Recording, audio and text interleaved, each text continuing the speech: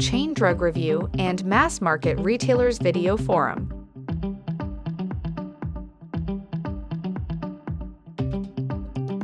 Brought to you by the Emerson Group. Hello, everyone. I'm Jeffrey Walt, Editor-in-Chief of Retail Media IQ. Welcome to our video forum. Today, we're going to bring you the second half of our discussion with Nicholas Hall, Principal in the Nicholas Hall Group of Companies.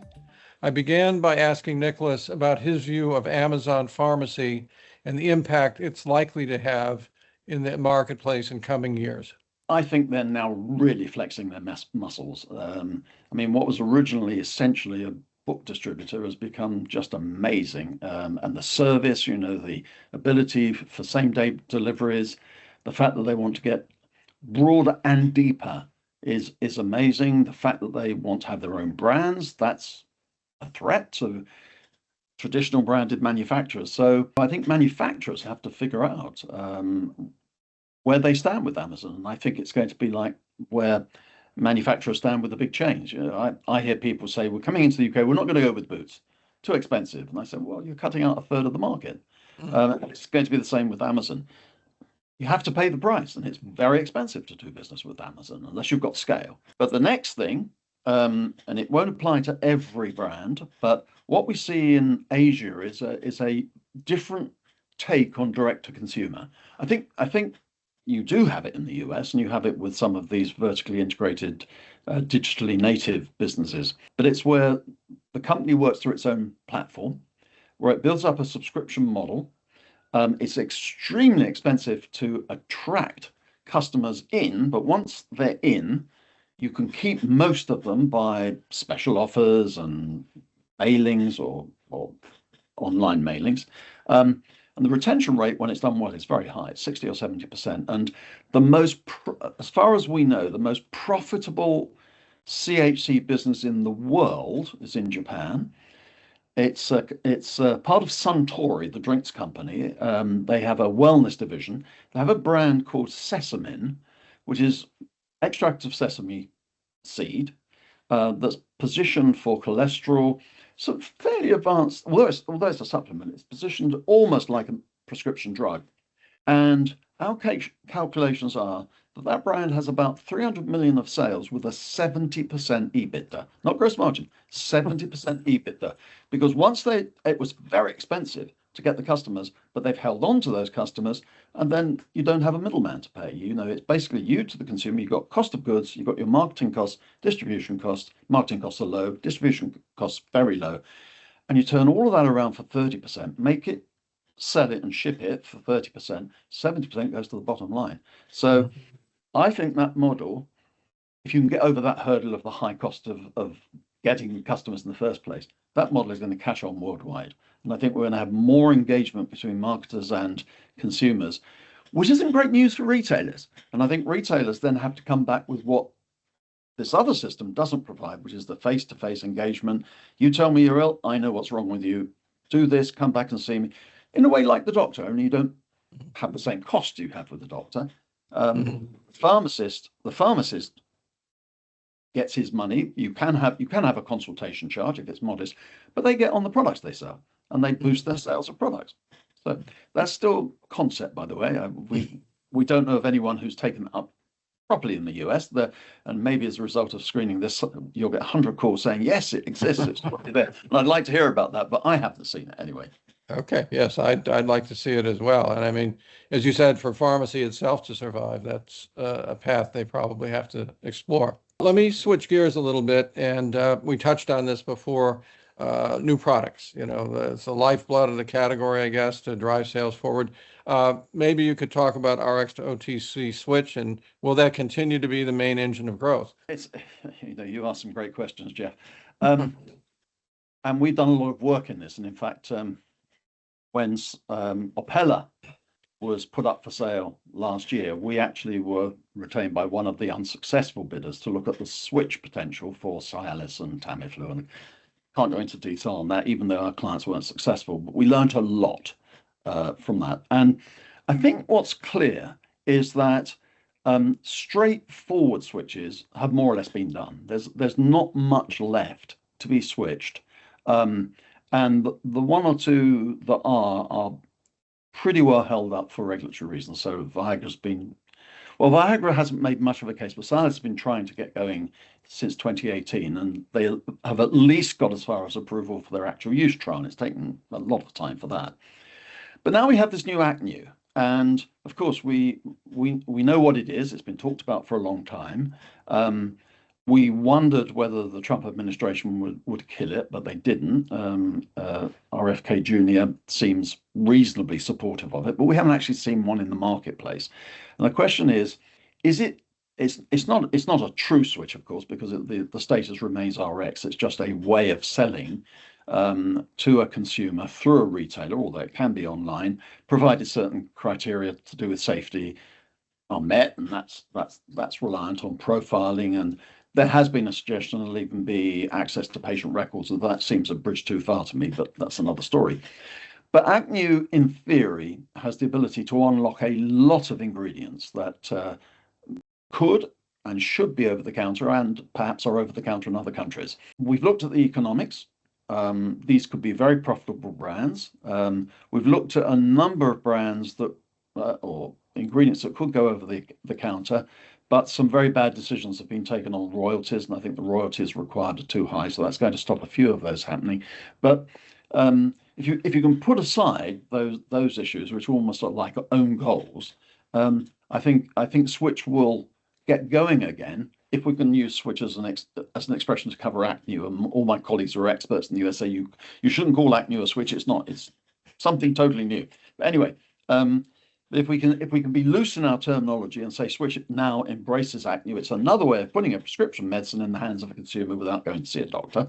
That is going to overcome one of the biggest problems, which is it's just too expensive to switch an ingredient at the moment. You know, you're talking about hundreds of millions of dollars to get through the hurdles. You've got the regulatory hurdle, then you've got the marketing costs, then you've got only 3 years exclusivity if you get the exclusivity, and it's hard to turn a profit on that, which is why we've seen so few switches in the last couple of years. A couple smaller ones, but nothing really big now for about 5 years. So I think with Acnu, we will start to see some new pharmaceutical ingredients come to market. Viatris, although we help them sell their OTC business in Europe, still have the best switch portfolio around the world. It's amazing. They've got some fantastic products. We don't work for them anymore, but I'd be surprised if they weren't looking at how they can commercialize those ingredients through third parties. I don't think they want to do it themselves. So that's going to be a very interesting one to watch. Let me ask you this, since Switch is so expensive and so difficult, what other avenues can be explored to drive growth in the self-care category? Foreigners watch your market with great interest because there's a surprise every day, and but it's better than a soap opera, I have to tell you. These days, yeah. Not great if you're trying to do business in the States necessarily. But our view is that ultimately self-care is within the Make America Healthy Again. It ticks a number of boxes. So although it may take a year or two to get round to it, I think eventually there's going to be some sort of benefit for consumer health from the present administration. But in terms of what's going to drive it, apart from Switch and Acnu, I think is first of all, I think there's going to have to be a settling down in the e-commerce market. It used to be the Wild West. It's still the Wild West. It's just a big Wild West now. You used to be able to make money without much effort in e-commerce in the early days. Now you can't. You have to be really smart. You have to find a way to do it. You have to differentiate your brand, just as you would in a retail environment. So I think that's going to settle down. I think there's going to be a big shakeout. I think that a number of players in bricks and mortar are going to take a very strong position in e-commerce. And by that, I don't mean just putting their own brands on e-commerce, but buying some of the specialist organizations that exist there. Secondly, although I don't have many supporters on this, I do think CBD and its successor molecules have a huge future globally and in the US. Now I know that The FDA isn't interested, keeps kicking the can down the road. Congress overrode with the Farm Act and giving some status to hemp. There's a long way to go, but there are, with safeguards, there are great advantages to CBD in pain, in sleep, in mood, areas where we know consumers are not having their needs met. And any consumer research you do, and you ask, what do you need that you're not getting? It's make me sleep, get me to sleep, keep me asleep, help me wake refreshed. Mental wellness is almost a pandemic now, and I don't know how much of that is just an easy excuse. Oh, I've got mental health problems, so forgive me for everything. And I don't mean to demean people who are genuinely sick. Of course, I don't. But here we have one of the few easy solutions, but with safeguards, and so on and so forth. So I think that's going to be very big. The whole area of supplements with science behind them, which can make claims, stronger claims than DSHEA, because they are registered as OTCs. I think that's going to come through very strongly. Derma, the whole derma category needs a complete rethink, because it's poorly performing, and yet consumers are buying tons of derma products in the cosmetics market that overlap with healthcare claims. So if you have eczema and psoriasis, as a consumer, you're more likely to buy a cosmetic brand that says it's for eczema and psoriasis than an OTC which has got the science, got the registration, makes the claim. That means the OTC players are doing it wrong. That they have not managed to get the message through to the consumer. So there's an area, I think, of future growth. So the answer is, sometimes it's category specific, sometimes it's go-to-market specific, sometimes it's just completely thinking out of the box, like Acnu is completely out of the box, and we still see how that works. But I'm optimistic. I mean, your economy isn't bad. I mean, it's not as high growth as it used to be, but it's not bad. Your population is growing, so I'm very optimistic. I'm optimistic for consumer health in general, and I'm optimistic for the US. Nicholas, a final question for you. And you sort of touched on this a little bit in your last answer, but in light of the fact that healthcare costs overall are continuing to go out of control, while at the same time governments want their people to be healthy, they want them to have good outcomes when they need treatment. What does that portend for self-care? In the US, it's the number one driver of the market. Mm-hmm. Because where you can buy an alternative product to the prescription in the OTC market, and of course there are many categories where you can't do that, the price tumbles. I mean, I think to me it was brought home in, was it 2000 when Claritin went over the counter, and the price came down from $100 a month, including consulting the physician's fee, to, for generic, you get it for $10 a month. That was a 90% price cut. So mainly through switch, possibly through Acnu, certainly through mainstream marketing, we can offer alternative treatments for certain conditions at a much lower price for economically challenged consumers. And I was reading the other day that it's expected that health premiums will go up next year, could double for some people. And I think for those people who give up their insurance, they're going to have to look, hopefully at consumer health, because we'll still be selling excellent brands at $5 to $10, whereas the prescription product could be $30 to $50 if it's comparable. As I say, of course, there are some illnesses which you would never treat with an OTC.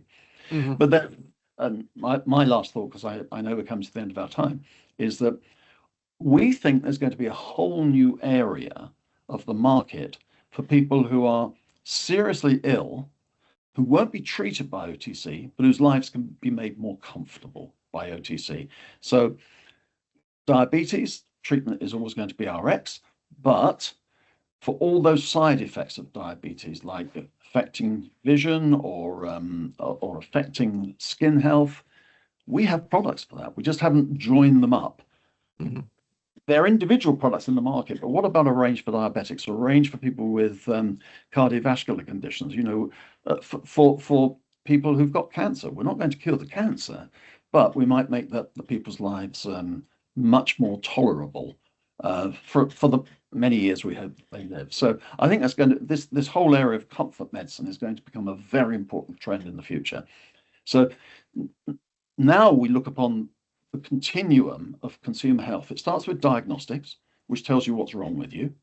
And here I'm thinking about things like food intolerance, not, you know, am I going to use a self-diagnostic to decide whether I've got cancer? Of course, you go to the doctor and the clinic, but appropriately, self-diagnosis, prevention. We don't want to get sick, but if we do get sick, we have treatments, and within treatments we have rescue remedies. That's another concept I'm very interested in, for people who get an attack of something and need a survival mode, and then for people with long COVID or who've got the chronic diseases, the life-threatening diseases, we can help make them comfortable for the however many months and years they have to live. So that's our vision for the industry, and we go around preaching the word and hope to get listened to occasionally.